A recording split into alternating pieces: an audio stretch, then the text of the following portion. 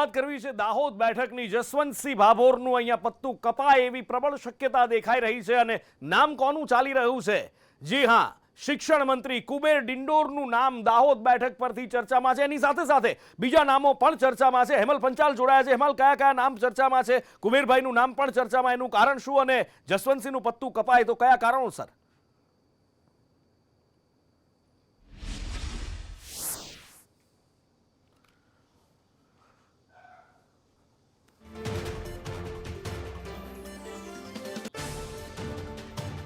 દાહોદ બેઠક ઉપર એક બીજું નામ પણ સામે આવી રહ્યું છે। શંકર અમલિયારાનું નામ દાહોદ બેઠક પરથી આગળ ચાલી રહ્યું છે।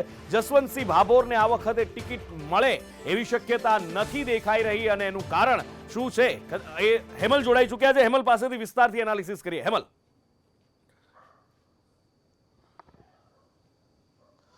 ચોક્કસ રૂપે વાત કરીએ તો દાહોદ લોકસભા બેઠક જે છે કોંગ્રેસનો ગઢ ગણાતી હતી। દાહોદની લોકસભા સીટ જે છે આદિવાસી રિઝર્વ સીટ કહેવાય છે દાહોદની।